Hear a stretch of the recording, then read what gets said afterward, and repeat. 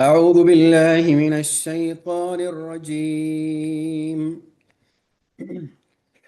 بسم الله الرحمن الرحيم.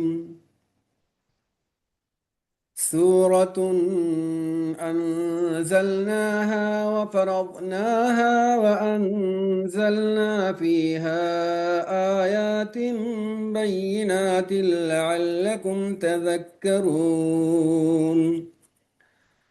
الزانية والزاني فاجلدوا كل واحد منهما 100 جلدة، ولا تأخذكم بهما رفأة في دين الله إن كنتم تؤمنون بالله واليوم الآخر، وليشهد عذابهما طائفة من المؤمنين.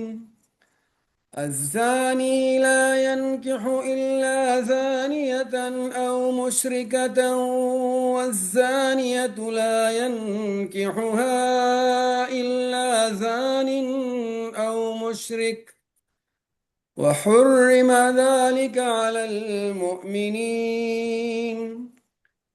والذين يرمون المحصنات ثم لم يأتوا ب4 شهداء فاجلدوهم 80 جلدة، ولا تقبلوا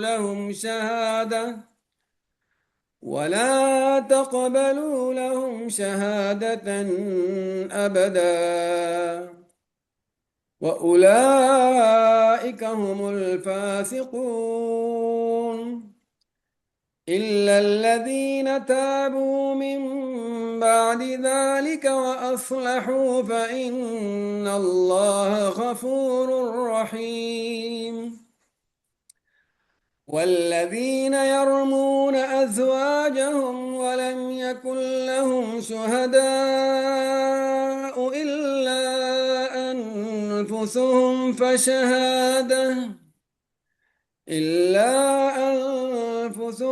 فشهادة أحدهم 4 شهادات بالله إنه لمن الصادقين. والخامسة أن لعنة الله عليه إن كان من الكاذبين. ويدرأ عنها العذاب أن تشهد 4 شهادات بالله إنه لمن الكاذبين. والخامسة أن غضب الله عليها إن كان من الصادقين. ولولا فضل الله عليكم ورحمته وأن الله تواب حكيم. صدق الله العظيم. جزاکم اللہ خیر. الحمدللہ رب العالمین والعاقبۃ للمتقین والصلاۃ والسلام علی اشرف الانبیاء والمرسلین سیدنا محمد وعلی آلہ وصحبہ اجمعین، اما بعد. اعوذ باللہ من الشیطان الرجیم، بسم اللہ الرحمن الرحیم. محترم عزیز بہنوں اور بھائیوں، ابھی آپ نے تلاوت سماعت فرمائی پہلی 10 آیات کی. ہم نے ان کی تلاوت پچھلی مرتبہ بھی ہم نے سننے کا اعزاز حاصل کیا تھا، اور لیکن سورت کے ایک تفصیلی تعارف کی بنیاد پر اور اس کے مضامین اور اس کی اہمیت کی بنیاد پر ہم سورت کے تعارف اور پہلی 2 آیات ہی جو ہے وہ بھی بالکل مکمل طور پر نہیں، کسی حد تک ہم 2 آیات ہی پڑھ سکے تھے. اور اس کے بعد آج انشاءاللہ آگے سے ہم پڑھیں گے، اور اسی طرح آج کے جو مضمون ہے پہلی 10 آیات کے اندر بہت ہی تفصیلی مضامین ہیں، فقہی لحاظ سے، قانونی لحاظ سے، معاشرتی لحاظ سے، اخلاقی لحاظ سے. تو جتنی بھی اللہ تعالیٰ کی توفیق ہوئی ممکن انشاءاللہ ہم وہاں تک پڑھیں گے، اور پھر اس کو ایک ہی سبق کی صورت کے اندر انشاءاللہ آپ کے ساتھ شیئر کریں گے۔ آپ کے ساتھ شیئر نہیں کیا گیا تھا یہ سبق اس لیے کہ ہم بالکل ابھی درمیان میں تھے، تو اس وجہ سے ایک سبق کی صورت نہیں بن سکی تھی، تو انشاءاللہ ہم اس کو ایک مکمل سبق کی صورت کے اندر آپ کے ساتھ اس دفعہ شیئر کریں گے۔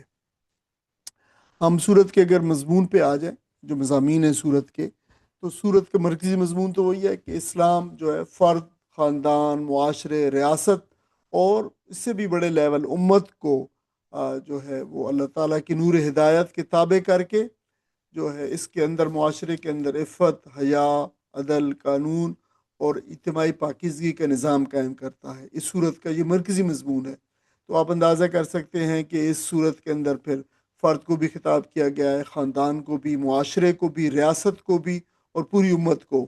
تو تمام کی پاکیزگی کی گئی۔ جیسے ہم کہتے ہیں نا کہ تزکیہ جس طرح فرد کا ضروری ہوتا ہے، اسی طرح اداروں کا تزکیہ بھی بہت ضروری ہوتا ہے، اسی طرح عدالتوں کا تزکیہ بہت ضروری ہوتا ہے، ایڈمنسٹریشن کا تزکیہ بہت ضروری ہوتا ہے، تاکہ وہاں بھی پاکیزگی ہو اور وہاں سے جو فیصلے پھوٹیں تو وہ پھر ایسے فیصلے ہوں جو اللہ تعالیٰ کے احکامات کو لیے ہوئے ہوں، اور ان کے جتنے بھی اس کے فوائد ہیں اور اس کے ثمرات ہیں، لوگ اس سے مفید ہو سکیں۔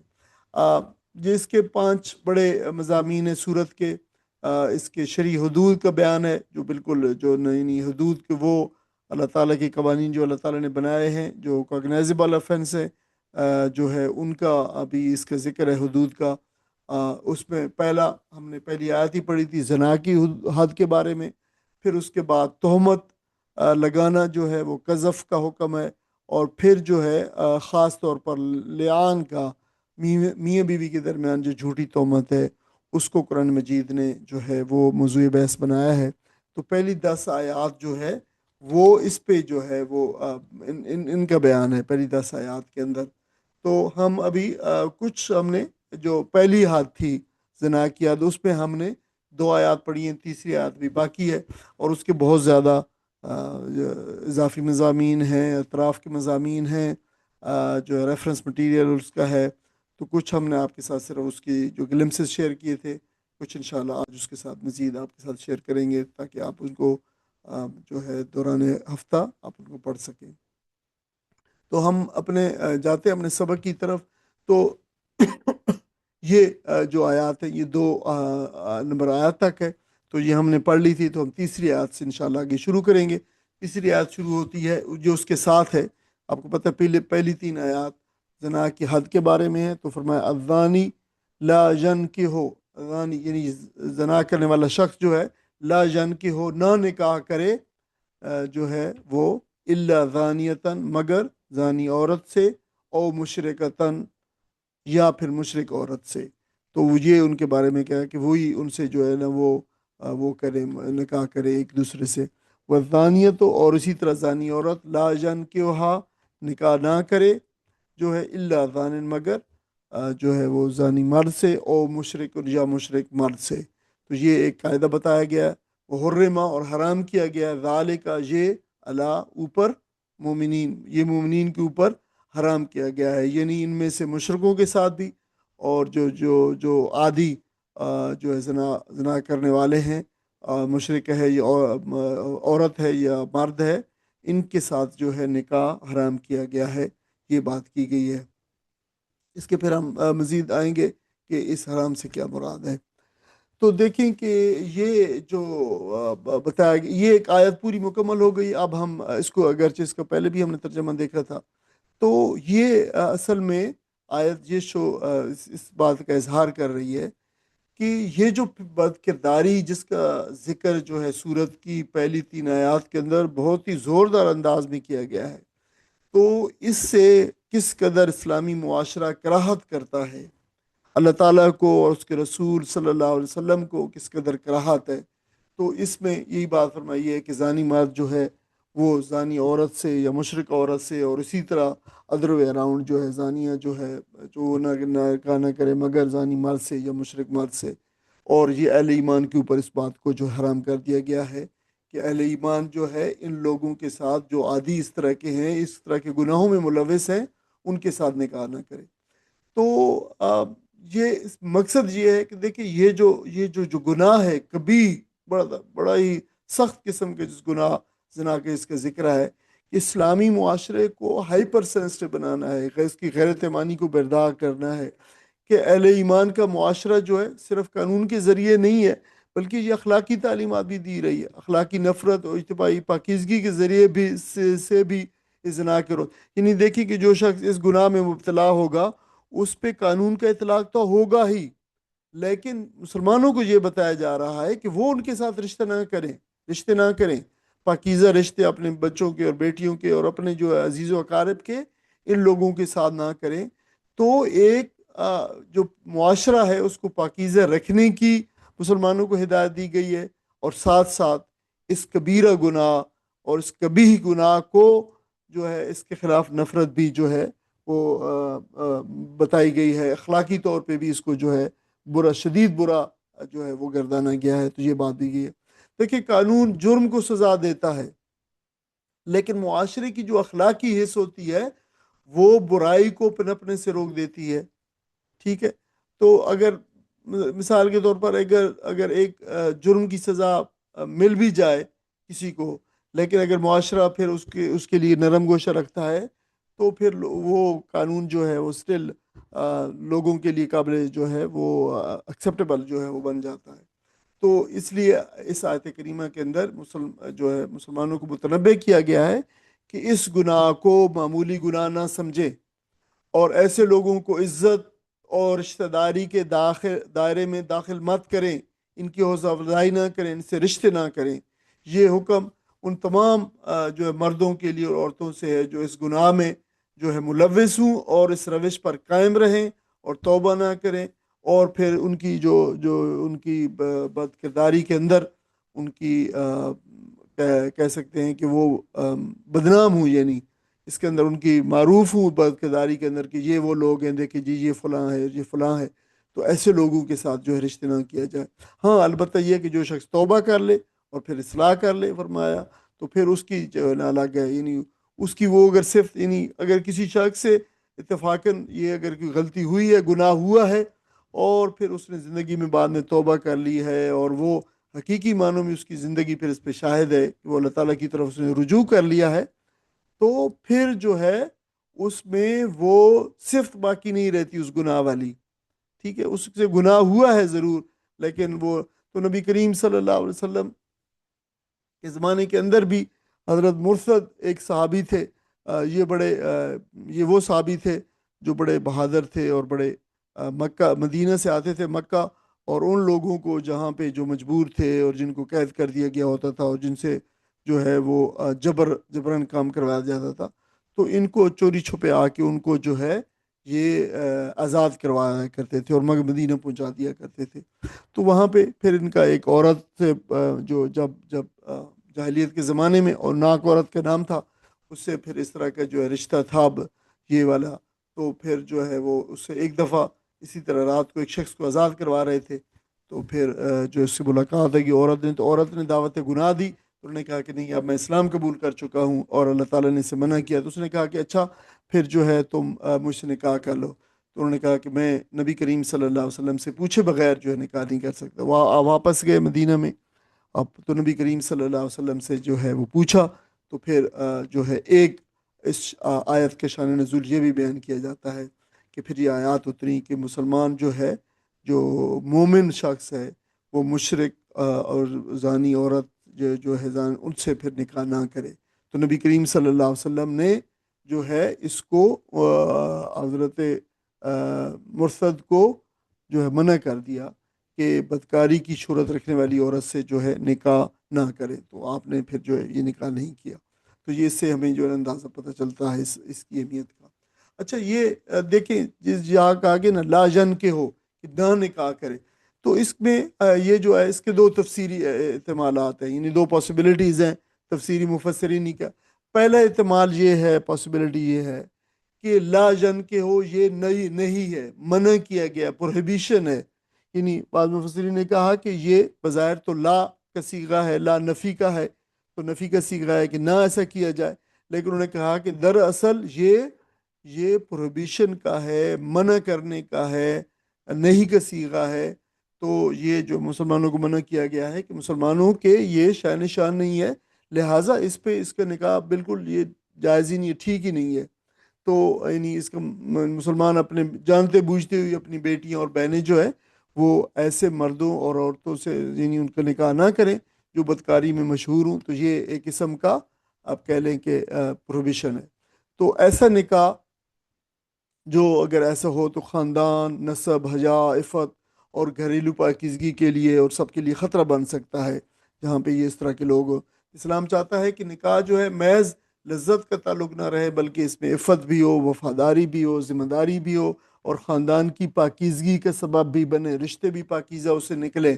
اور دوسرا احتمال کیا گیا احتمال یہی ہے کہ یہ لا جو نفی کا ہے یہ نفی ہے، منفی ہے، یعنی یہ بتایا جا رہا ہے کہ اس کو مسلمانوں کو کہا جا رہا ہے کہ بد کردار جو لوگ ہیں ان کی طرف مائل نہ ہوں، ان کا جو ہے وہ نہ کریں۔ تو دیکھیں کہ نیک مرد جو ہوتا ہے زانی عورت سے، اور نیک عورت جو ہے وہ زانی مرد سے نکاح کو پسند نہیں کرتی، کیونکہ یہ باہمی طبیعتوں کا ایک آپ کہہ سکتے ہیں کہ ایک اتضاد ہے، ایک دوسرے کو پسند نہیں کرتی۔ اس لیے دونوں کو کہا گیا ہے کہ ایک دوسرے کو یہ ایک دوسرے کے ان سے جو ہے وہ رشتے نہ کیے جائیں، جو ہے یہ بات بھی بتائی گئی ہے۔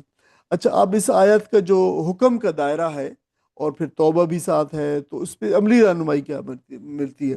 اس آیت کا اطلاق کن لوگوں پر ہوتا ہے؟ ان مردوں اور عورتوں پر ہوتا ہے جو بدکاری پر قائم ہوں اور اپنی اصلاح نہ کریں۔ یعنی جس نے اگر کسی شخص سے ایسا گناہ ہوا، سچی توبہ کر لیا، اس نے گناہ چھوڑ دیے ہیں، اللہ تعالیٰ کی طرف رجوع کر لیا ہے، ندامت اختیار کر لیا، اپنی زندگی کا رخ ٹھیک کر لیا ہے، تو پھر اس میں یہ خصوصیات پیدا نہیں ہوتی اس میں۔ اس لیے آیت کا مقصد توبہ کرنے والوں کے لیے دروازہ بند کرنا نہیں ہے، بلکہ ان لوگوں کے لیے جو اس گناہ کو کریں اور غیر تائب ہوں، توبہ نہ کریں اور بد کرداری کے عمل پہ اوپر جو ہے قائم ہوں، تو مسلمانوں کو وہاں ان سے محتاط رہنے کے جو کہا گیا ہے۔ اور اگرچہ بعض اہل علم نے جو ہے وہ فقہا نے، ظاہر ہے اس میں تفصیل میں نے نہیں بتایا لیکن آپ کو اتنے جان لینا چاہیے کہ بعض علماء فقہا نے اس ممانعت کو، یہ جو اس آیت میں کی گئی ہے لا جن کہ ہو، اس کو جو ہے عدم نکاح کے عدم انعقاد تک پہنچایا ہے۔ کیا مطلب اس کا؟ انہوں نے کہا ہے کہ سرے سے نکاح ہوتا ہی نہیں ہے۔ یعنی اگر کوئی ایسا شخص جو ہے اور جو ہے مومن مرد یا مومن عورت کا دوسرے جو ہے زانی مرد یا عورت سے نکاح ہو جائے، تو انہوں نے کہا کہ یہ نکاح ہوتا ہی نہیں۔ لیکن پھر دوسرے علماء نے کہا کہ نہیں، زیادہ تر قوی بات اور راجے رجوع کرنے والی بات اور زیادہ مضبوط قوی بات یہ ہے کہ یہ جو ہے اخلاقی اور شرعی ممانعت ہے، یہ جو ہے قانونی ممانعت نہیں ہے۔ یعنی ایسا نہیں ہے کہ نکاح نہیں ہوگا، نکاح ہو جائے گا، لیکن اس مسلمان اللہ تعالیٰ نے اس نکاح کو سخت ناپسند فرمایا ہے، اور مقصد یہی ہے کہ اس فعل کی جو قباحت ہے اس کو نمایاں کیا جائے۔ نبی کریم صلی اللہ علیہ وسلم نے جیسے ایک بالکل جس طرح عناق عورت کا واقعہ ہے، اسی طرح مدینہ میں ایک عورت تھی، اس کا نام تھا ام محزول، تو وہ بھی اسی طرح ایک شخص کو، مسلمان شخص کو، مہاجر کو اس نے جو ہے نکاح، وہ بھی اسی طرح کی بدنامی میں مشہور تھی، بدنام تھی، تو اس نے بھی نکاح کی جو ہے وہ جب کہا تو مہاجر صحابی نے نبی کریم صلی اللہ علیہ وسلم سے پوچھا، تو پھر نبی کریم صلی اللہ علیہ وسلم نے جو ہے آپ نے انہی آیات کو ان کے سامنے پڑھا، اور پھر جو ہے آپ نے ان کو نکاح سے منع کر دیا۔ اس سے اندازہ ہوتا ہے کہ اس طرح کی جو بدکار لوگ ہیں ان کو معاشرے میں کوئی کسی قسم کی بالکل قبولیت نہیں ملنی چاہیے۔ تو یہ دوسری ایک اور بھی ہے، یہ دیوس والی مشہور حدیث جو ہے، آپ نے اس کا ذکر بہت سنا ہوگا۔ دیوس وہ شخص ہے جو دیکھے کہ اپنے گھر کے اندر اور اپنے جو رشتے ہیں گھر کے، عورت ہے یا دوسرا کوئی رشتہ ہے، اور وہ بدکاری میں ملوث ہے، اور اس کے اگر بیوی ہے اور وہ پھر بھی وہاں پہ رہتا ہے بیوی کے ساتھ، تو اس شخص کو حدیث میں دیوس کہا گیا ہے۔ تو یہ جو ہے اس کو سخت مطلب اس کو سخت ناپسندیدہ کہا گیا اس شخص کو، اور یہ غیرت سے محروم شخص ہے جس کو کہا گیا۔ تو اس سے بھی ہمیں پتہ چلتا ہے کہ اس چیز کو اخلاقی طور پر بالکل قبول نہیں کیا گیا۔ تو اس سے میں رہنمائی یہ ملتی ہے، اسلامی معاشرہ اس گناہ زنا کے گناہ کو صرف ایک انفرادی گناہ نہیں سمجھتا، بلکہ یہ خاندان کے اور نسب کے اور حیا اور اجتماعی پاکیزگی کے لیے اس کو ایک خطرہ سمجھتا ہے۔ اس لیے اہل ایمان کو نکاح کے معاملے کے اندر دین اور کردار اور عفت اور توبہ اصلاح کو بنیادی معیار بنانا چاہیے۔ یہ رہنمائی ملتی ہے اس آیت کریمہ سے۔ اچھا دیکھیں، اس آیت کے بہت سارے جو ہے فقہی، قانونی اور معاشرتی مسائل بھی ہیں، اگرچہ یہ جو سلائیڈز ہے اور یہ انفارمیشن ہے یہ اضافی مواد میں جانی چاہیے، لیکن میں صرف آپ کے سامنے جو ہے بہت کوئکلی اور جلدی سے میں آپ کے سامنے اس کے مین ہائی لائٹس سے رکھتا چلا جاؤں گا، تاکہ آپ بعد میں اس کو جب پڑھیں دوران ہفتہ تو پھر آپ اس کو جان سکیں گے یہ کیا ہے، لیکن ہم اس کی تفصیل میں ابھی نہیں جائیں گے۔ دیکھیں کہ جو پہلی بات بتائی گئی ہے کہ بدکردار مرد ہے یا عورت سے نکاح کا جو حکم آیا ہے وہ آیا ہے کہ دونوں مرد ہو یا عورت ہو اور اس گناہ پہ قائم ہوں، تو پھر ایمان والوں کے شان شان نہیں ہے کہ جو ہے وہ ان سے نکاح کریں۔ یہ بات ابھی آ گئی ہے، تو اس میں تم بدکرداری کو رشتہ داری میں اور نکاح اور خاندانی قبولیت کے ذریعے اس کو یعنی قبولیت نہ دی جائے، یہ بات بتائی گئی ہے۔ ایک تو یہ معاشرتی جو ہے گائیڈنس ہے، اس قسم کی ایک سیوک گائیڈنس ہے۔ اچھا، پھر عدم نکاح کا یہ حکم جو ہے کن لوگوں کے لیے؟ یہ غیر تائب، جس نے توبہ نہیں کی ہے اس بدکار سے متعلق ہے، عورت یا مرد سے، یعنی جس نے توبہ کر لی ہے پھر ان سے گناہ سے، پھر اس کے لیے یہ جو ہے لفظ اس کے ساتھ نہیں، اس کے لیے نہیں ہے۔ اچھا، تو کیا یہ نکاح جو ہو اگر ہو گیا ہے کسی کا تو یہ کا باطل ہوگا یا صرف ممنوع ہے؟ تو یہ فقہی مسئلہ ہے جیسے میں نے کہا ہے۔ تو علماء کی اکثریت نے جو ہے امام احمد بن حنبل نے ان کا جو قول بالکل دوسرا ہے، ان کہتے ہیں کہ یہ نکاح سرے سے ہوتا ہی نہیں ہے، یعنی اگر کوئی شخص سے نکاح کر دیا جائے، ایسا جو زانی شخص ہے اسے کسی نیک مومن کا عورت جماعت کا نکاح کر دیا جائے تو وہ ہوتا ہی نہیں ہے۔ لیکن علماء کی اکثریت نے کہا ہے، راجح موقف اور قوی تر موقف یہ ہے کہ اس آیت کا مقصد ممانعت ہے ان لوگوں سے رشتہ نہ کرنے کی، لیکن یہ قانونی جو ہے ممانعت نہیں ہے۔ اچھا، چوتھی بات جو ہے ہوتی ہے حرام فعل، حلال عقد کو خود بخود حرام نہیں کرتا، یہ قانون ہے فقہ کا، اصول ہے فقہ کا۔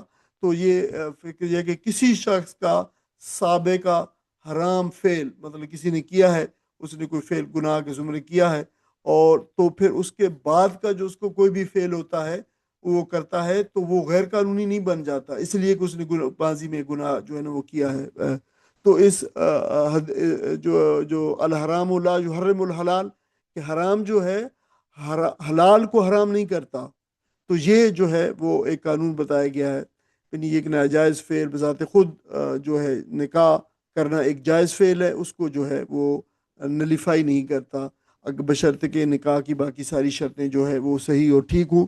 تو یہ ایک جو ہے ایک فقہی مسئلہ ہے، آپ کو ہو سکتا ہے آپ کو بہت زیادہ دلچسپی نہ ہو، لیکن بہرحال یہ اس آیت کے ساتھ جڑے ہوئے جو مسائل ہیں اور بھی ہیں۔ مثلا پانچواں جو ہے نا اس کا ایک مسئلہ یہ ہے کہ جو زانی مسلمان کا مشرک سے نکاح جائز سمجھنا درست نہیں ہے، یعنی یہ کہنا کہ اللہ تعالیٰ نے یہ فرمایا ہے کہ یہ مشرک اور زانی جو مرد ہیں یہ مشرک عورتوں اور زانی عورتوں سے جو نکاح کریں اینڈ وائس ورسا، تو یہ صحیح، اس سے یہ نتیجہ نکالنا کہ یہ ان کا آپس میں نکاح جو ہے درست ہے اور جائز ہے اور ایسا ہونا چاہیے، تو یہ دراصل کوئی قانونی بات نہیں بتائی گئی، بلکہ یہ بات بتائی جا رہی ہے کہ یعنی اس گناہ کی قباحت کو شدید کیا جا رہا ہے کہ پاکیزہ رشتے، یہ جو بدکردار لوگوں کے جو رشتے ہیں، پاکیزہ لوگوں کے ساتھ رشتے جوڑنا ان کی کوئی جو ہے میچ نہیں ہے، یہ تضاد ہے، بلکہ جو ہے قباحت کے طور پہ بتایا گیا ہے کہ بدکردار لوگوں کے رشتے بدکردار لوگوں میں ہونے چاہیے، یہ بات بتائی گئی۔ اچھا، نکاح میں دین، کردار، عفت جو بنیادی معیار ہیں، یہ بہت اہم بات ہے، اس سے یہ رسول نکلتا ہے کہ دیکھیں نکاح جب کرنا ہو تو نکاح میں صرف نسب دیکھنا، خاندان یعنی مال، شکل یا سماجی حیثیت کا معاملہ نہیں ہے یہ، بلکہ اس دین کے اندر، اسلام کے اندر جو جس چیز کو پریفرنس دی جانی چاہیے نکاح کے وقت اور رشتے کے وقت، تو وہ ہے دین ہے اور عفت ہے، حیا ہے، کردار ہے اس شخص کا، اخلاقی پاکیزگی، یہ وہ بنیادیں ہیں جس میں رشتوں کو، اور یہ ظاہر ہے ہم میں سے ہر ایک کو جو اس کا معاملہ درپیش آتا ہے، ہمیں اپنے بچوں کے لیے، اپنے گھر والوں کے لیے، بہنوں بیٹیوں کے لیے، یہ سارے، تو اس میں یہ اللہ تعالیٰ نے یہ ایک معاملہ دیا ہے کہ دیکھیں یہ نسب اور مال اور شکل اور بیوٹی اور سماج اور سماجی سٹیٹس، یہ ساری چیزیں ہم آج کل کو دیکھتے ہیں، لیکن جو چیز مسلمان کو دیکھنی چاہیے وہ اس کا کردار ہے شخص کا، اور عفت ہے اور دین ہے اور حیا ہے اور یہ پاکیزگی ہے، تو یہ جو ہے دینے چاہیے۔ تو مسلمانوں کو اپنی بیٹے بیٹیوں کے رشتے خواہ مخواہ ایسے افراد میں نہیں کرنے چاہیے جو بد کرداری میں جو ہے معروف ہو۔ تو دیکھیں یہاں سے اس آیت کریمہ سے ہمیں کتنی زبردست قسم کی سماجی اور معاشرتی دونوں قسم کی جو ہے وہ ہمیں گائیڈنس مل رہی ہے۔ تو معاشرے کی کیا ذمہ داری بنتی ہے؟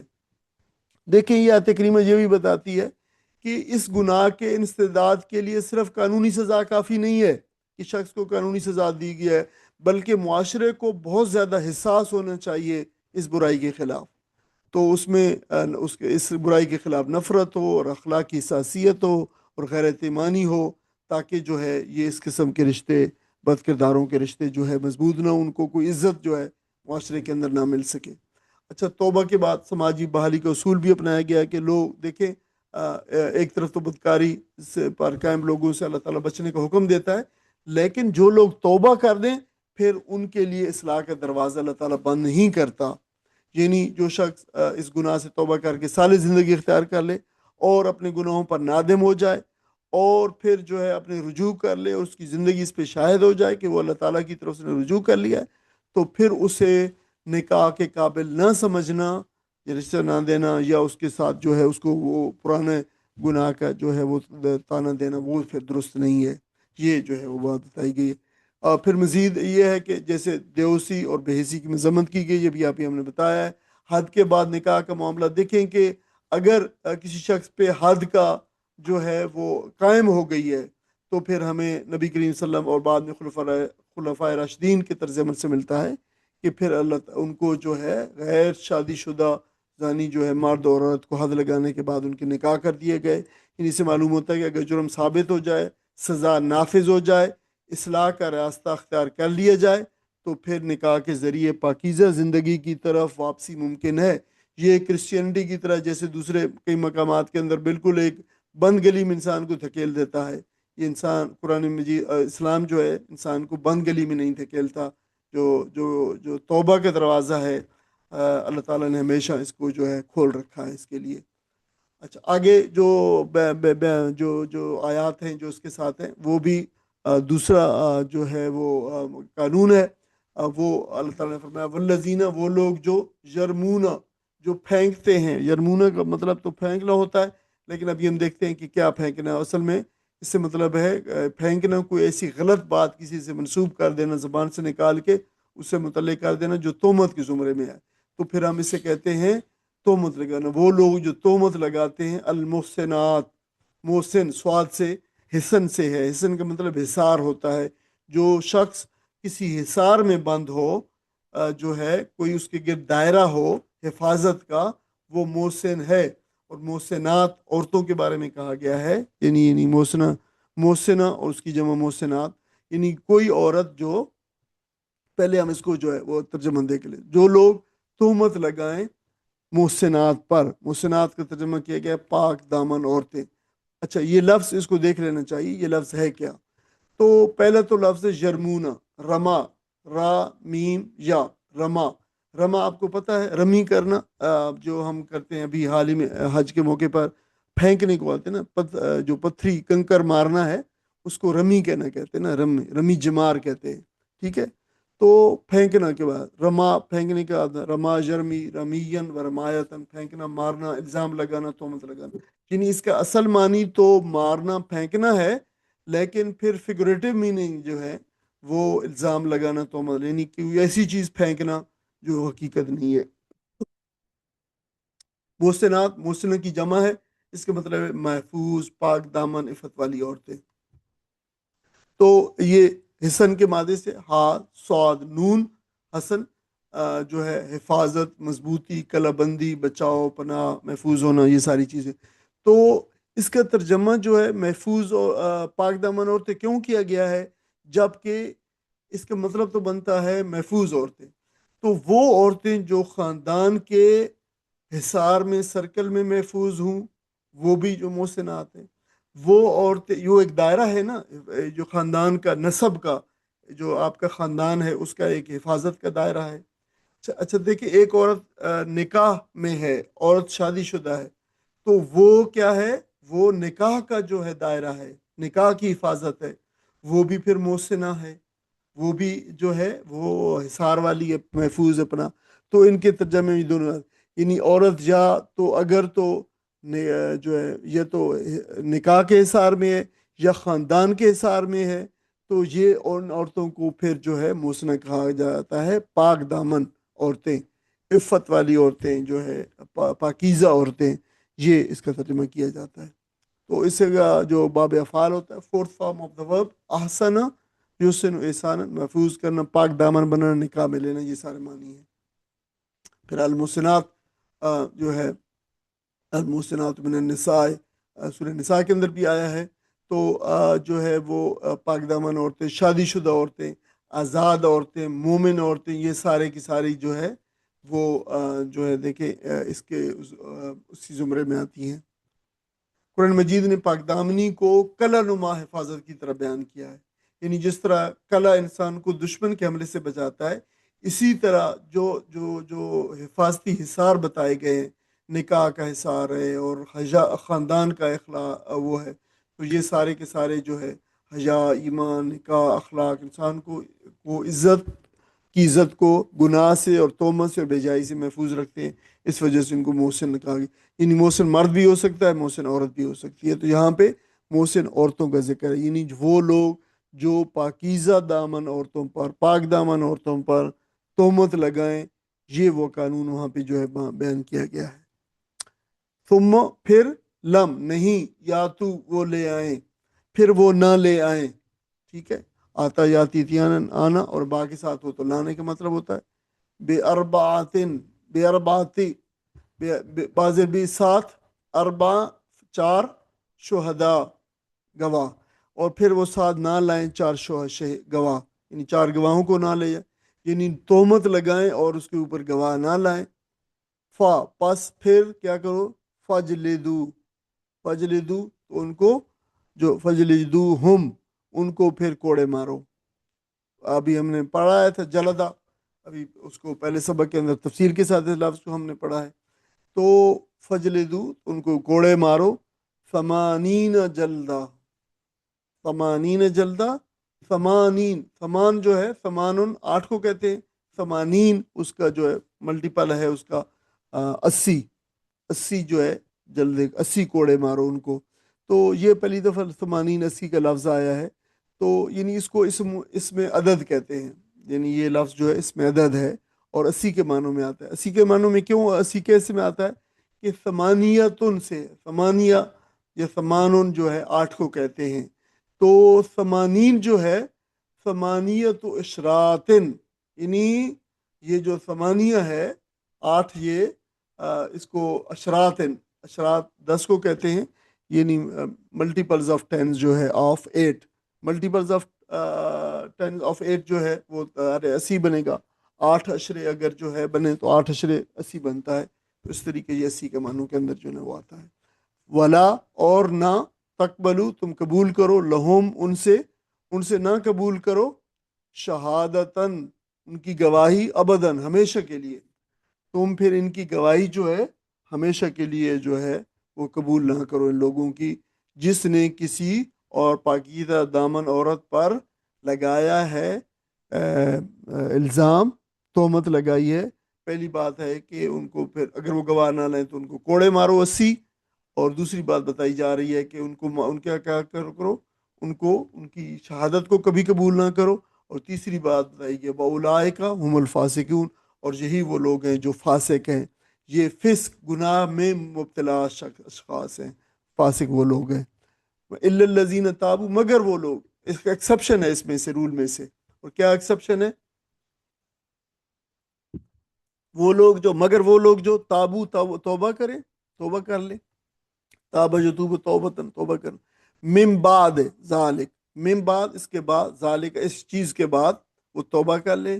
وہ اصلحو اور اپنی اصلاح کر لیں. اصلاح یصلح اسلام، اپنا واپس آ جانا کسی چیز کی طرف، گناہ سے صفائی کر لینا. فإن اللہ، تو بے شک اللہ تعالیٰ، غفور رحیم، بہت زیادہ جو ہے وہ بخشنے والا ہے اور بہت زیادہ رحم کرنے والا ہے۔ ساتھ ان آیت کا ترجمہ پڑھ دیں۔ اور جو لوگ پاک دامن عورتوں پر تہمت لگائیں پھر 4 گواہ لے کر نہ آئیں، ان کو 80 کوڑے مارو اور ان کی شہادت بھی قبول نہ کرو، اور وہ خود ہی فاسق ہیں سوائے ان لوگوں کے جو اس حرکت کے بعد تائب ہو جائیں اور اصلاح کر لیں کہ اللہ ضرور ان کے حق میں غفور الرحیم ہے۔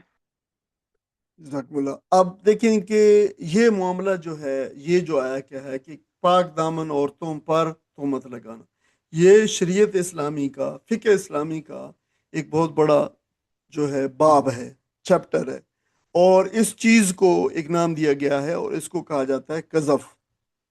یہ قذف کا معاملہ ہے۔ قذف کے معاملے میں شہادت اور سزا کا قانون یہاں پہ بیان کیا گیا ہے۔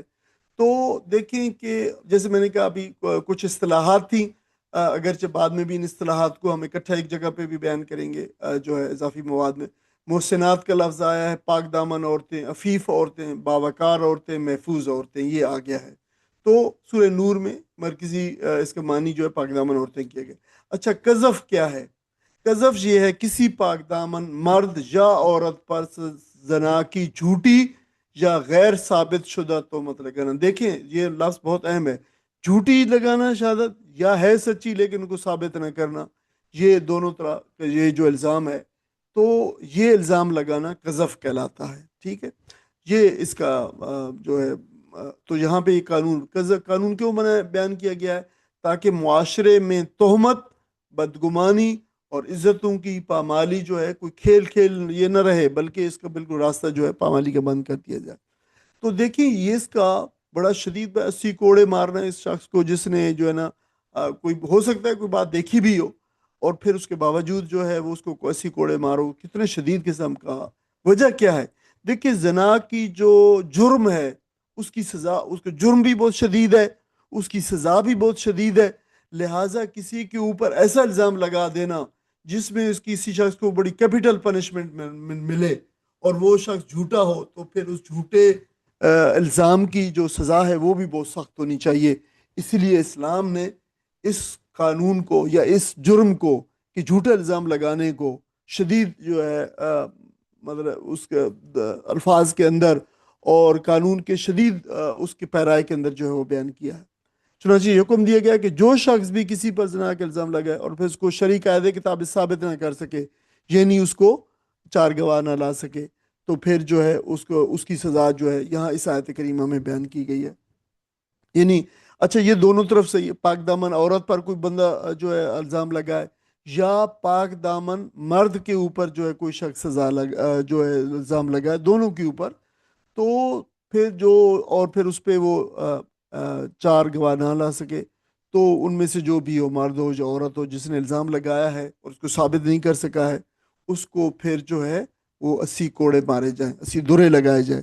تو دیکھیں کہ سے پتہ چلتا ہے کہ کسی کی عزت اور ناموس پہ غلط الزام لگانا کوئی مذاق کی بات نہیں ہے کہ میں تو ایسے جی کہنا کہ جیسے آج کل ہوتا ہے، میں تو ایسے مذاق کر رہا تھا جی، ایسے ہی تھا، ایسی بات تھی، میں نے ایسی بات کر دی۔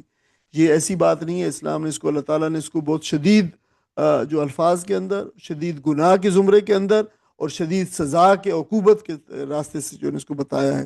یعنی بات جو نہیں، یہ بات ایسے نہیں ہے کہ عام لوگوں کے اندر اور سوشل میڈیا کے اوپر اور محفلوں کے اندر اس کو پھیلا دی جائے، بلکہ اگر کسی کے پاس ہے تو عدالت اور حکام کے پاس جانا چاہیے، اور پھر اس کے پاس گواہ بھی موجود، اگر گواہ موجود نہیں ہے تو اس کو خاموش رہنا چاہیے، ورنہ اس کو جان لینا چاہیے کہ اگر وہ عدالت میں چلا گیا ہے یا اس نے سوشل میڈیا پہ اور باہر لوگوں کو بتا دیا ہے اور وہ 4 گواہ نہیں لا سکتا، تو پھر اس کو جان لینا چاہیے کہ وہ حقدار ہو جائے گا اس کو 80 کوڑے لگنے کے، اس جو ہے اس کے اوپر اطلاق ہو جائے گا قذف کا، کیونکہ بلا ثبوت الزام لگانا جو ہے محدود برائی کو وسیع پیمانہ بدنامی میں جو ہے یہ بدل دیتا ہے، اور اسلام اس کی جو ہے شدید مذمت کر رہا ہے۔ دیکھیے قذف، اچھا اس میں بھی کچھ ایسے جو ہے معاملات ہیں، رہنمائی ہے جو ہے وہ آگے آنی چاہیے تھی اس کے فقہی اور قانونی معاملات کے اندر، لیکن ہم جلدی اس میں جائیں گے۔ تو یہ قذف کا حکم کن لوگوں کے لیے؟ یہ مرد کے لیے بھی ہے اور عورت کے لیے بھی ہے، یعنی یہ جو بھی ان میں سے جو ہے وہ لگائے مرد کے اوپر، اگرچہ ہم پہ ذکر صرف عورتوں کا ہوا ہے، لیکن یہ بالاتفاق ہے اور ایگریڈ اپان ہے اور غیر متنازع ہے کہ اس کے حکم میں مرد اور عورت دونوں جو ہے وہ شامل ہے، یعنی جو بھی ہو ہے۔ تو اس میں تین جو ہے وہ نتائج بیان کیے گئے ہیں، اس کو 80 کوڑے مارے جائیں، اس کی گواہی قبول نہ کی جائے، اور اس کا شمار جو ہے فاسقوں میں کیا جائے۔ البتہ اگر توبہ اور اصلاح کر لے تو پھر اسے دنیاوی سزا جو ہے وہ اس کا داغ مٹ سکتا ہے، دنیاوی سزا نہیں ختم ہوگی۔ یعنی اگر صرف زبانی توبہ سے کوئی شخص جو ہے کہے کہ میں نے بس شخص اس کی توبہ کر لی ہے، تو پھر دنیا میں ہر جرم کی جو ہے توبہ کر کے ہر شخص جو ہے اس جرم سے جو ہے وہ بچ سکتا ہے۔ اسی لیے محض توبہ کرنے سے اگر معاملہ عدالت کے سامنے آ گیا تو پھر ختم نہیں ہوتا۔ عدالت تک پہنچنے کے بعد معاملہ ختم نہیں ہوتا، یعنی ایک دفعہ عدالت میں یہ معاملہ پہنچ گیا ہے تو پھر اب کہا جائے کہ یہ معافی تلافی ہو گئی ہے، صلح ہو گئی ہے، راضی نامہ ہو گیا ہے، مالی تاوان ادا کر دیا ہے، تو یہ معاملہ ختم نہیں ہوتا۔ یعنی اگر جو مقذوف ہے، یہ جس کے اوپر الزام لگایا گیا ہے، اگر وہ خود ہی جو ہے عدالت میں نہیں لے گیا وہ اور بات ہے، لیکن اگر وہ عدالت میں لے گیا ہے، عدالت میں آ گیا ہے، تو اب الزام لگانے والے کو، جس کو قاذف کہا جاتا ہے، اس کو الزام ہر صورت میں ثابت کرنا ہوگا۔ اگر نہیں کرے گا تو اس پہ حد جاری ہوگی 80 کوڑوں کی۔ اور اس کا مقصد یہی ہے کہ لوگوں کی عزتوں کو بازار کی چیز نہ بنایا جائے، اس کو نیلام نہ کیا جائے۔ تو دیکھیں، آپ اس کے بارے میں جان لینا چاہیے ہمارا اس کا سبق کیا ہے۔ یہ جو قذف کا قانون ہے، یہ اسلام کے نظام عفت و حیا اور پاکیزگی کا ایک اہم حصہ ہے۔ اسلام زنا کو بھی جرم قرار دیتا ہے، اور زنا کی بے بنیاد تہمت لگانے والے کو کی بھی سخت اس کو جرم سمجھتا ہے۔ تو اس کا مقصد یہ ہے کہ ایک طرف بدکاری کو روکا جائے، اور دوسری طرف جو پاک دامن لوگ ہیں، چاہے مرد ہے یا عورت ہے، ان کی عزت اور نسب اور خاندان اور سماجی وقار اور ان کی جو ہے ان سے محفوظ رکھا جائے۔ اسلام نہ تو فحشکاری کو برداشت کرتا ہے، نہ فحشکاری کے چرچے کو، اور نہ بے حیائی کو پھیلنے دیتا ہے، اور نہ عزتوں پر حملے کو معمولی چیز سمجھتا ہے۔ تو اب اندازہ کر سکتے ہیں کہ کیوں اللہ تعالیٰ نے اس صورت کریمہ کے اندر کتنے زیادہ شدت کے ساتھ ان مضامین کو بیان کیا گیا۔ لوگوں کی عزتیں، چاہے مرد کی ہو چاہے عورت کی ہو، تو یہ بہت ہی جو سیکریڈ ہے۔ نبی کریم صلی اللہ علیہ وسلم نے اس کو جو ہے حجۃ الوداع کے موقع پر عزت کو اور خون کو اور مال کو دوسرے لوگوں کے اوپر حرام قرار دیا ہے، کہ یہ بالکل حرام ہے تمہارے اوپر کہ تم ان کے اندر جو ہے وہ تجاوز کرو ان کے اندر ان کے۔ تو یہ جو ہے بات نہیں ہے۔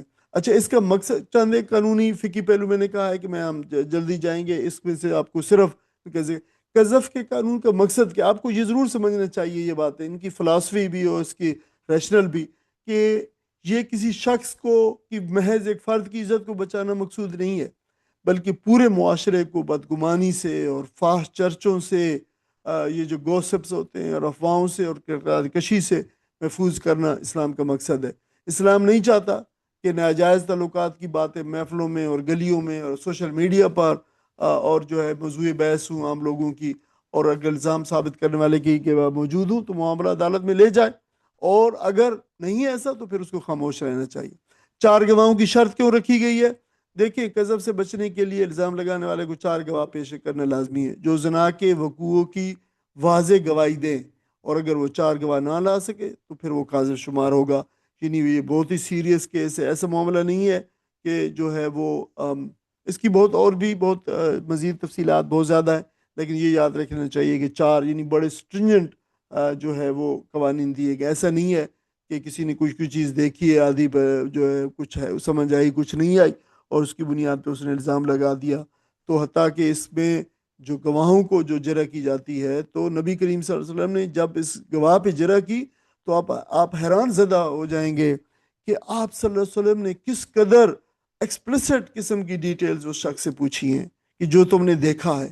یعنی آپ اس میں آپ جائیں تو حیران ہو جائیں گے کہ آپ نے کن باتوں کے ذریعے سے اس کو پوچھا ہے کہ تم نے کیا دیکھا ہے ایگزیکٹلی، اور آپ وہ شخص کے بیان سے نہیں بلکہ آپ نے اپنی زبان مبارک سے بتایا کہ کیا یہ ایسا اور ایسا ایسا تھا، کیا یہ ایسا اور ایسا اور ایسا تھا۔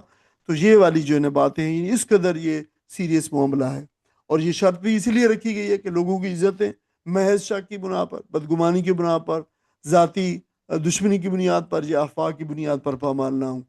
تو جو ہے جس میں نے کہا اس کی جو ہے وہ سزا بھی بیان کی گئی ہے، سزا کوڑوں کی صورت کے اندر ہے، اور توبہ جو ہے کہ ہاں اگر کوئی شخص توبہ کر لے تو پھر وہ فسق کے داغ سے جو وہ پاک ہو جائے گا، لیکن فقہا کا اتفاق ہے کہ توبہ سے حد قذف جو ہے ساقط نہیں ہوگی۔ اگر کسی شخص نے توبہ، لازمی ہے اللہ کے حضور توبہ کرے، لیکن عدالت میں اگر جرم ثابت ہو گیا تو اس کے اوپر حد لاگو ہوگی اور سزا کا قانون بھی ہوگا۔ اس کے علاوہ قذف جو ہے قابل راضی نامہ جرم بھی نہیں ہے کہ عدالت میں چلا گیا اور آپ دو کہ نہیں نہیں ہم نے اب وہ کر لیا آپس میں۔ یہ ایک دفعہ عدالت میں جانے کے بعد پھر عدالت، اسلامی عدالت اس کو یک طرفہ طور پہ بھی ختم نہیں کر سکتی، دو طرفہ طور پہ بھی ختم نہیں کر سکتی کہ دونوں چاہیں کہ ہم عدالت نہیں جانا چاہتے تو نہیں، پھر ایک دفعہ یہ جانے کے بعد، یعنی بہت ہی سیریس معاملہ، آپ اندازہ کر سکتے ہیں سیریسنس کا۔ یعنی اس اصول کا مقصد بھی یہ ہے کہ عزت و آبرو کی لین دین کا کوئی معاملہ نہ بنا دیا جائے کہ ٹھیک ہے کچھ لین دے ہو گیا ہے اور اس کے بعد جو ہے وہ پھر جو ہے ہماری آپس میں اب صلح ہوگی، ایسا بھی نہیں ہے۔ کیا یہ قابل دست اندازی سرکار ہے، کوگنائزیبل افینس ہے؟ اس میں البتہ فقہاء نے اختلاف کیا ہے۔ کچھ نے کہا کہ یہاں یہ کوگنائزیبل افینس ہے اگر جو ہے وہ اس کو اگر حکومت کے نوٹس میں آ جائے، سرکار کے، عدالت کے، تو ان کو جو ہے از خود نوٹس لینا چاہیے۔ اور کچھ نے کہا ہے کہ نہیں ہے، یہ محض قاذف جو مقذوف ہے جس پہ الزام لگایا گیا ہے وہ اس کو آگے بڑھا سکتا ہے۔ الزام سچا مگر غیر ثابت، دیکھیں کہ یعنی الزام کسی شخص نے یہ واقع ہوا ہوتے ہی اپنی آنکھوں سے دیکھا ہے لیکن اس کے پاس چار گواہ نہیں ہے تو وہ کیا کرے؟ تو اس صورت کے اندر اسلام نے قانون مکمل طور پہ یہ بتایا کہ وہ اس کو پھر جو ہے خاموش رہے، اس پہ، اس کو وہ عدالت میں لے جانے کا کوئی فائدہ نہیں۔ عدالت میں جائے گا، اس کو ثابت نہیں کر سکے گا تو اس پہ پھر قذف کا اور اس کی سزا کا اطلاق ہوگا۔ تو بلا ثبوت چرچا کرنا محض جو ہے یہ جو پوری گندگی ہے اس چیز کی، اس کو پورے معاشرے کے اندر جو ہے پھیلانا ہے، اسلام نے سختی سے منع کیا ہے۔ تو اس سے ہمیں کیا معلوم ہوتا ہے کہ یہ جو قذف اسلامی قانون میں عزت، عفت، نسب اور معاشرتی پاکیزگی کے تحفظ کا ایک بہت اہم باب ہے، اور اس میں اسلام نے بہت ہی جو ہے کسی قسم کی معمولی قسم کی جو لوگ جس طریقے سے اس کو عام لیتے ہیں، چھوٹا چرچے کرتے ہیں، پھیلاتے ہیں باتوں کو، یہ اسلام کے اس قانون کی اور اسپرٹ کے سخت خلاف ہے، اور اسلام نے اس پہ شدید گرفت جو ہے وہ کی ہے۔ پھر اس کے بعد ایک اور قانون بھی اس کے اندر آتا ہے، والذین یجرمون، وہی آگے جو لوگ الزام لگائیں، تہمت لگائیں، ازواجہم، دیکھیں اپنی ازواج پر، بیویوں پر، یا زوج ادر وے اراؤنڈ بھی ہو سکتے ہیں، دونوں صورتیں ہو سکتی ہیں۔ تو اگر کوئی ایسا وہ لگائیں جو ہے تہمت لگائیں، تو دیکھیں پہلے تھا عام لوگوں کے لیے، اب بیویوں کا معاملہ ہے، بہت وہ ڈفرینٹ ہے۔ کوئی شخص اپنی بیوی پہ الزام لگائے، وَلَمْ، اور نہیں، یکن ہو، لہم، ان کے لیے، شہداء، کوئی گواہ، اور اس پر کوئی گواہ نہ ہو۔ اب دیکھیں بڑا معاملہ ہے، گھر کا معاملہ ہے، میاں بیوی کا معاملہ ہے، کوئی نہ ہو تو پھر کیا ہے؟ اللہ، مگر، انفسہم، مگر وہی، یعنی وہی مرد ہے گواہ اپنا آپ، یا پھر اگر عورت نے لگایا ہے تو عورت ہے اپنا گواہ آپ۔ تو اس صورت میں کیا ہو پھر؟ فشہادت ہو، تو پس پھر ہے شہادت، یعنی گواہی ہے کس کی؟ احدہم، ان میں سے ایک کی، یعنی ایک ان میں سے ایک، جو دو میاں بیوی ہے نا، احدہم، ان میں سے ایک کی گواہی یہ ہے، یعنی یہ ہے گواہی دے، اربعو، چار مرتبہ، شہادات، گواہی دے، یعنی باللہ، اللہ کی قسم کھا کر، یعنی وہ اللہ کی قسم کھا کر چار مرتبہ گواہی دے۔ یہ اس کی جو ہے ایک طریقہ ہے اس کا، ٹھیک ہے، شہادات، شہادت کی جمع ہے۔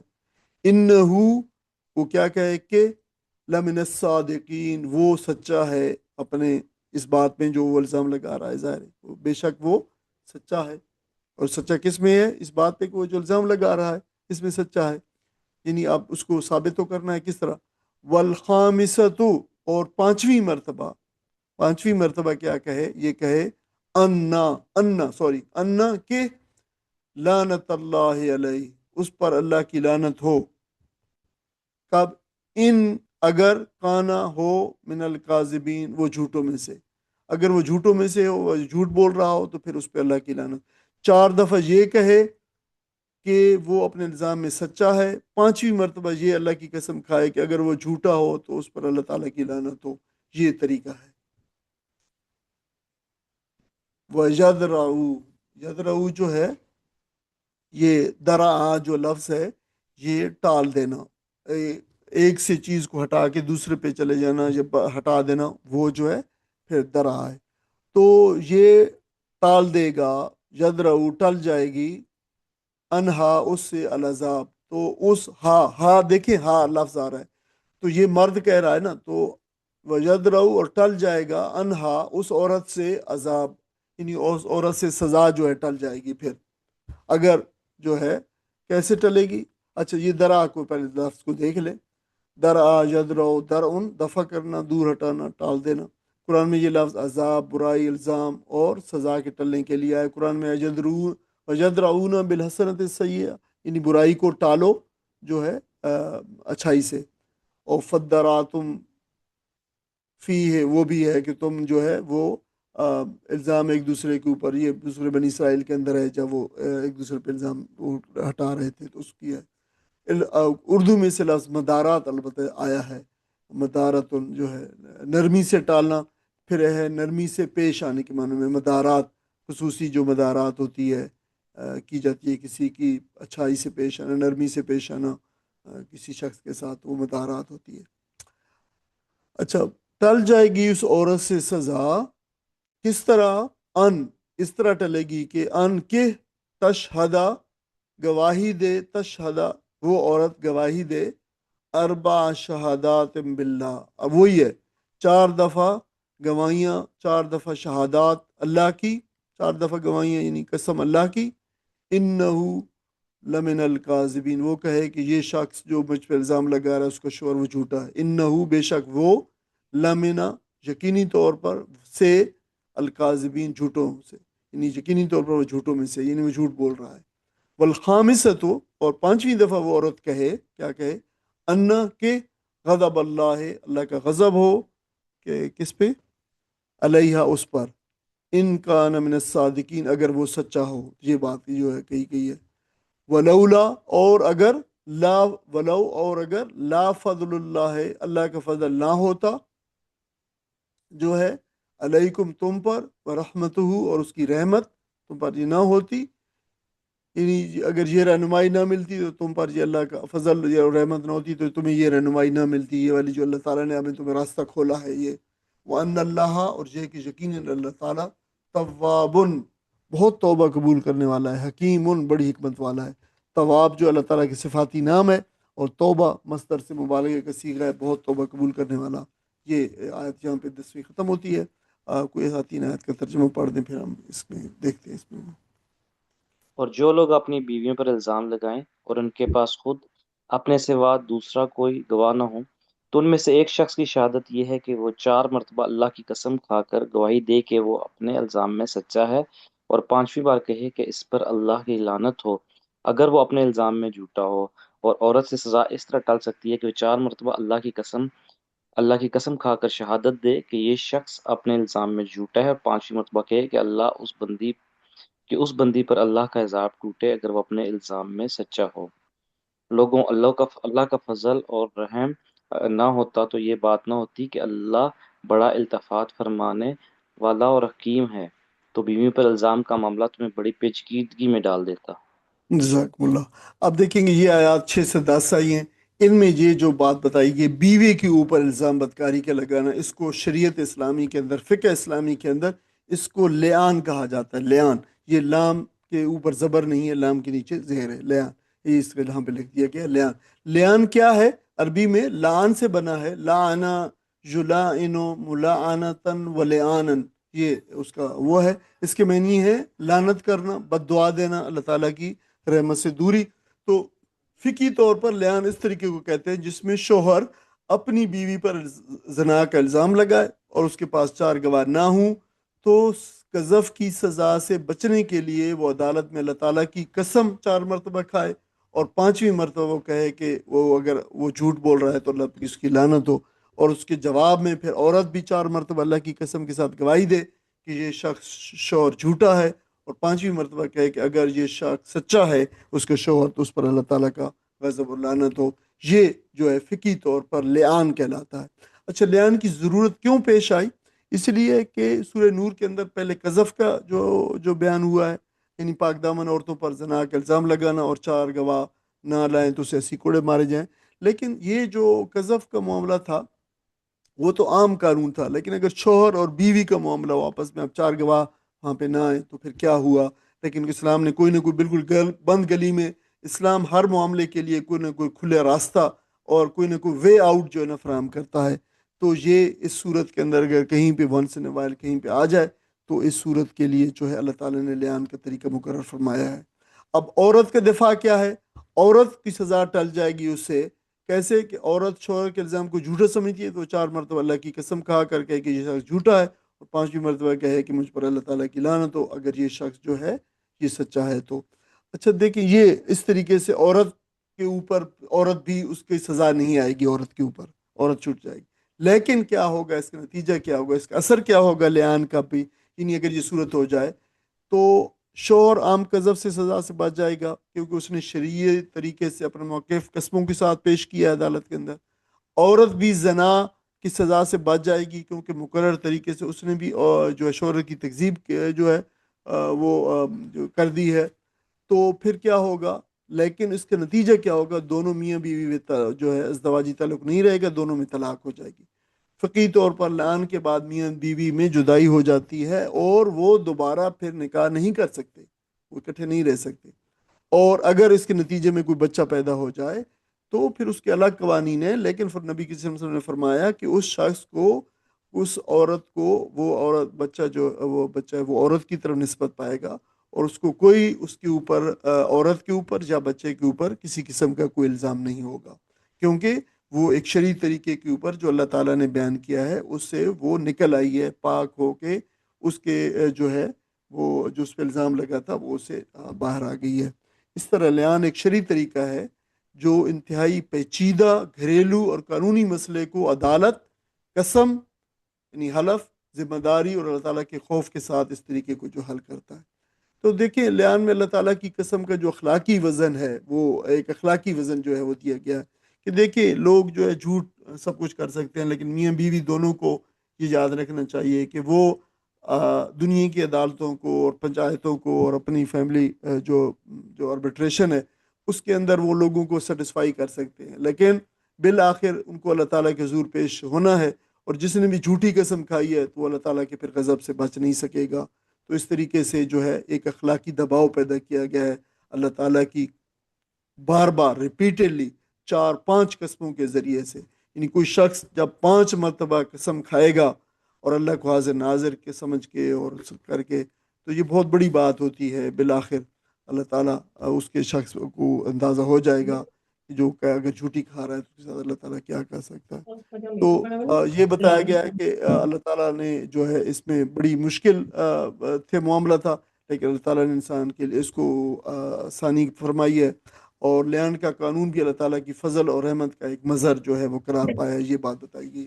دیکھیں لیان جو ہے اس کے بارے میں آخری بات جان لیں کہ ایک خلاصے کی صورت کہ سورہ نور کا ایک نہایت اہم قانونی اور اخلاقی حکم ہے یہ لیان. یہ اس صورت کے لیے کہ جب شوہر اپنی بیوی پر الزام لگائے زنا کا مگر 4 گواہ نہ رکھتا ہو، تو شریعت نے اس نازک معاملے کو عام افواہ اور الزام تراشی کی طرح نہیں چھوڑا. نہ شوہر کو بے اختیار جو ہے اختیار دیا ہے، بے قید اختیار دیا ہے، اور نہ عورت کو اللہ تعالیٰ نے دفاع کے بغیر رکھا ہے، بلکہ دونوں کو قسموں کے ساتھ اپنے موقع پیش کرنے کا ایک جو ہے راستہ دیا ہے. تو اس سے معلوم ہوتا ہے کہ اسلام عزت، نسب، خاندان، عورت کا دفاع، شوہر کی شکایت اور اللہ کا خوف، ان سب کو متوازی طور پر ایک قانون کے اندر جمع کرتا ہے اور ایک بہت ہی متوازن قسم کا جو ہے وے آؤٹ جو ہے فراہم کرتا ہے. اچھا، اس کے بعد جو ہے وہ اگلی بات جو دیکھنی چاہیے کہ سورہ نور کے اندر یہ جو پہلی 10 آیات آئی ہیں، اب یہ قرآن مجید کے ان مقامات میں سے ہے جہاں اسلام جو ہے فرد، خاندان، معاشرہ، ریاست کو ایک ساتھ مخاطب کرتا ہے. ان آیات میں زنا، حد، قذف، جھوٹی تہمت، شہادت، لیان، عزتوں کی حفاظت، توبہ، عدل، عدالتیں، اللہ تعالیٰ کی رحمت جیسے فقہی، قانونی اور اخلاقی مسائل جو ہے وہ بیان ہوئے ہیں. اور اسلامی معاشرے کی پاکیزگی اور حیا اور عفت اور نسب کی حفاظت اور تمام چیزوں کا ایک جامع جو ہے نظام دیا گیا ہے صورت کے اندر. یعنی اسلام جرم کے بعد صرف سزا نہیں دیتا کہ شخص کو بس سزا دی جائے، بلکہ پہلے معاشرے کے اندر تقوی، نکاح کی آسانی، نگاہوں کی حفاظت، زبان کی پاکیزگی، افواہوں سے اجتناب، عزت کے تحفظ کا ماحول آپ جو ہے پر پیدا کرتا ہے۔ اسی طرح قذف فرلان کے احکام بتاتے ہوئے کہتا ہے کہ یہ اسلام نہ بدکاری کو برداشت کرتا ہے اور نہ بے بنیاد الزام کو، نہ عورت کو دفاع کے بغیر چھوڑتا ہے اور نہ شوہر کے جائزے کو جو ہے دعوے کو نظر انداز کرتا ہے، بلکہ ہر معاملے کو عدل کے ساتھ، ثبوت کے ساتھ، ذمہ داری کے ساتھ اور اللہ تعالیٰ کے خوف کے ساتھ منظم کرتا ہے۔ تو دیکھیں کہ اسلام کس قدر ایک اللہ تعالیٰ کی طرف سے ایک رحمت کا نظام ہے۔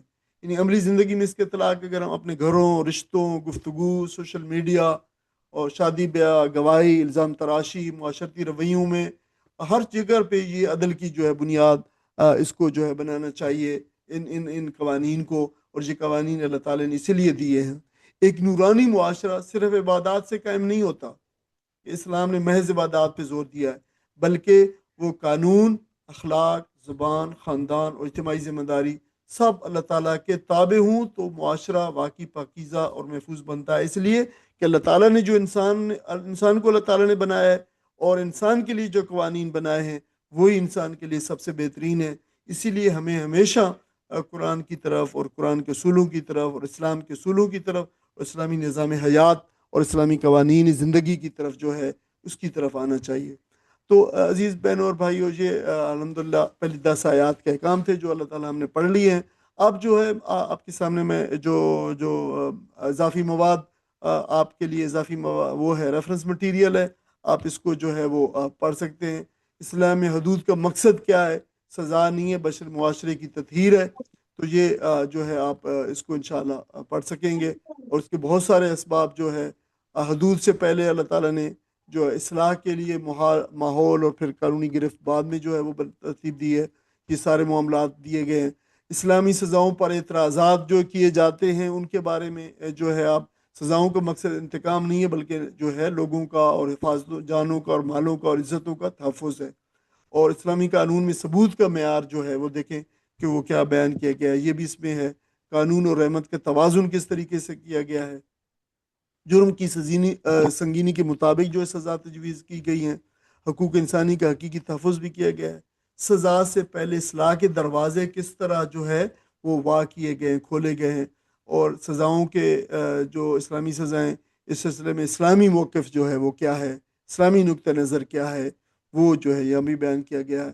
یہ دیکھیں کہ یہ جو 10 آیات ہیں یہ بہت زیادہ اس میں جیسے میں نے کہا کہ اس میں فقہی، قانونی، معاشرتی، سماجی ہدایات موجود ہیں، رہنمائی موجود ہے۔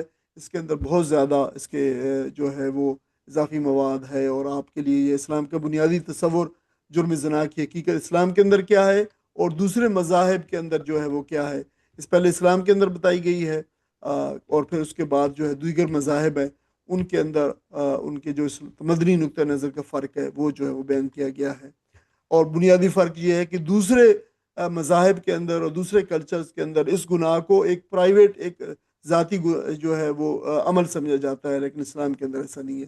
دیکھیے ایک اور بڑی اہم بات آئی ہے، اور وہ آپ کبھی بھی نہیں کہ اس جو آیات ہم نے پڑھی ہیں، وَلَا تَأْخُذُكُمْ بِهِمَا رَأْفَةٌ فِي دِينِ اللَّهِ، کہ اللہ تعالیٰ کے دین کے معاملے کے اندر تمہیں نرمی جو ہے وہ پیش نہ ہو، ان نرمی کا معاملہ مت کمزوری نہ دکھاؤ۔ تو بڑی زبردست تعبیر آئی ہے کہ ایک فوجداری قانون کو، یہ فوجداری قانون ہے نا جو کوڑے مارنا، ٹھیک ہے، یہ ایک کرمنل افینس ہے، اور کرمنل جو ہے اس کے ساتھ یعنی فوجداری قانون ہے۔ اس ایک فوجداری قانون کو اس آیت کریمہ کے اندر دین اللہ، اس کو اللہ کا دین قرار دیا گیا ہے۔ تو دیکھیں اس سے معلوم ہوتا ہے کہ دین صرف نماز، روزہ، زکوٰۃ اور حج کا نام نہیں ہے، بلکہ اللہ تعالیٰ کے نازل کردہ جو قوانین یہ بیان کیے گئے ہیں، چاہے یہ فوجداری ہوں، چاہے سوک ہوں، چاہے دوسرے ہوں، یہ سارے کے سارے جو ہے یہ قوانین، حدود، احکام اور اجتماعی نظام بھی سب کے سب یہ ایک مکمل دین کا جو ہے حصہ ہے، اور ان کو الگ الگ دائروں میں تقسیم نہیں کیا جا سکتا، ان کو کمپارٹمنٹلائزیشن ان کی جا سکتی۔ تو یہ سب کا سب اقامت ان کو قائم کرنا معاشرت کے اندر، عدالت کے اندر، ریاست کے اندر، خاندان کے اندر، یہ سارے کا سارا پورے کا پورا ان کو نافذ کرنا یہ اقامت دین ہے، یہ بتایا گیا ہے۔ تو دین کا مطلب صرف مسجد آباد کرنا نہیں ہے، بلکہ اللہ تعالیٰ کے قانون کو عدل، حدود، اخلاقی نظام اور اجتماعی شریعت کے زندگی میں اس کو جو ہے وہ نافذ کرنا ہے۔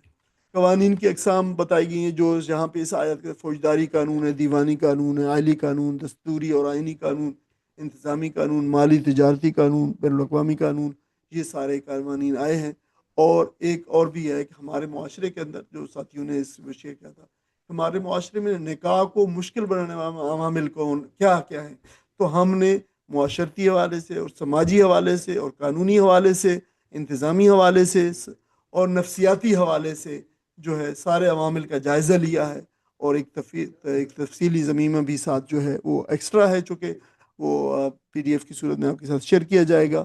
اور وہ کون کون سی رکاوٹیں ہیں جو نکاح کو ہمارے معاشرے کے اندر مشکل بنا رہی ہیں، ان کا بھی جو ہے جائزہ لیا گیا۔ تو اس طریقے سے بہت ساری ان 10 آیات کے اندر فقہی اور قانونی اصطلاحات آئی ہیں جو کافی ضخیم ہیں، بعض بہن بھائیوں کے لیے زیادہ ہو سکتے ہیں، ان کو انشاءاللہ اس کو تسہیل ان کی کر کے ان کو آسان بنا کے ان سب کو جو ہے وہ پیش کیا جائے گا جہاں پہ ممکن ہوا ایگزامپل کے ساتھ۔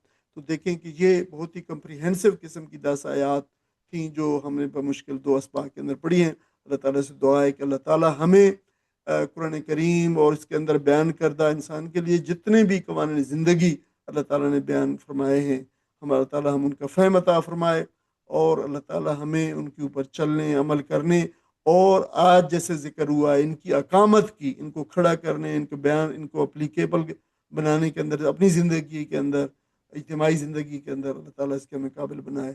آمین وآخر دعوانا الحمدللہ رب العالمین۔ جزاکم اللہ۔ اگر کوئی ساتھی بہن بھائی سوال کرنا چاہیں تو کر سکتے ہیں۔ السلام علیکم ڈاکٹر صاحب۔ جی وعلیکم السلام۔ نیاز بھائی کیسے ہیں؟ اللہ کا شکر الحمد للہ۔ ڈاکٹر صاحب بس ایک کوشچن پورے سبق کے اندر دماغ میں گھومتا رہا، جی بتائیے۔